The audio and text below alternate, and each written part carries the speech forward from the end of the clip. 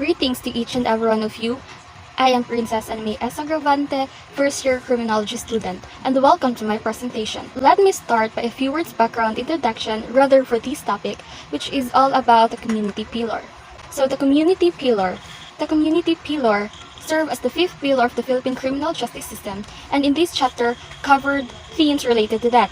In particular, it provided services for the family, school, and church, which are seen as the main institutions in the society for deterring crime and rehabilitating offenders. So what is community? So community refers to social, religious, occupational, or other group sharing distinct in some aspects to society that exists. Thus, community refers to organization in relation to Philippine juvenile justice system, from childhood to adulthood, whereas it is most significant to every individual before conviction due to commission of crime and/or after service sentence. In short, the community refers to the civilian populace in municipalities or public general and can be used interchangeably with public, citizenry, society, or even private sector. Next, we have here two roles of community as the fifth pillar of criminal justice system. Number 1, community's role in crime prevention. Community is very significant, which is vital towards the attainment of free crime society of institutions in community like family, school, church, and etc. So community or society forms or shape of who are you going to become, and in this case, community or society dissuades of violating criminal laws. Next, we have here the major community. Community has various organizations or institutions that has a significant role in CGS or criminal justice system of crime prevention and control. We have here in line family, school, religion, or church. And let's have here the first part of the community, which is the family.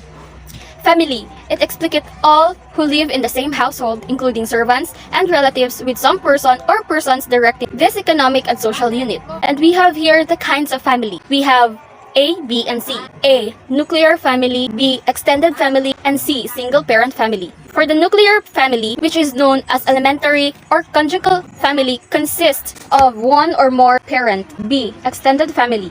So for the extended family, it is beyond nuclear family, consisting of parents, children, aunt and uncles, grandparents, and cousins living in the same household. C, single-parent family. So single-parent family is a single parent is someone who is unmarried, widowed, or divorced and not married. The single-parent household can be headed by mother, father, a grandparent, an uncle, or an aunt. Next is we have family and crime. So family and crime that shows positive relationship, thus it shows proof of the relationship between family and crime. And under the family and crime, we have poor parental supervision, broken family, and forming attachments. So 1, poor parental supervision. Poor parental supervision, there has to be a higher risk factor for the future crime or delinquency associated with a negative family quality, such as poor parental management of children. Number 2, broken family. Broken families, the empirical evidence that demonstrate that the children from broken families are more likely to engage criminal behavior. Just like, for example, children raised in non-intact homes are more likely to engage violent crimes. Number 3, forming attachments. Forming attachment, it is a teenage criminal behavior, has its roots in habitual deprivation of parental love and affection going back to early infancy. Thus, parental hostility and physical and emotional abuse of child shapes the future delinquent. Next, we have family and rehabilitation. So for family and rehabilitation is the family that can sustain, support, and an individual during re-entry and reintegration, and can protect future generations from involvement of legal and correctional system. This part provides insights on how families and their formerly incarcerated loved ones cope after a prison term. And we have here under the roles of family during rehabilitation. You have A, family members as coaches. Family members as coaches tends to act as coaches and were supporting their loved ones, especially during re-entry and reintegration. Example, providing support with compassion and concern to loved ones' well-being. B, family supported role transformation. Family-supported role transformation is from family members who supported their loved ones' transformation of roles from estranged and positive involved roles. Just like, for example, family tend to motivate and develop positive roles to remain committed to their entry and reintegration process. And next we have C, uncertainty and worry. Uncertainty and worry. All of the family members express their feeling of uncertainty and worry both during and after their incarcerations. Family members affected by feeling of anxiety, emotional and physical health, that family members get worried about their loved ones throughout incarceration. For example, attending community college or vocational program and or substance abuse treatment could be developed during pre-release period in partnership with the family members.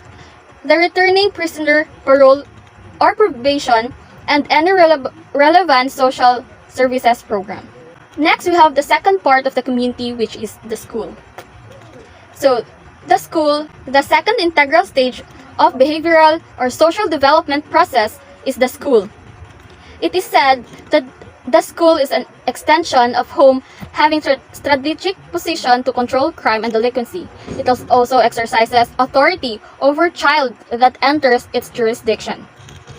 The teachers are considered as the second parent, having the responsibility to mold the child to become productive members of the community by developing energies to study the child's behavior using available scientific means and devices and attempt to provide each the kind of amount of education they need. Next, under the school, we have here the school as capital investment. Crime prevention roles of the school are: first, we have school emphasizes the role of education as human capital investment that increases future legitimate work opportunities, which discourages participation in crime. B. Education may also teach individuals to be more patient and, in most cases, mechanisms related to changes in preferences or social interactions suggest that educational attainment is likely to reduce most types of crime among adults. Second, attendance in school. We have here the main ways in altering the school attendance, more likely to affect their contemporaneous engagement in crime.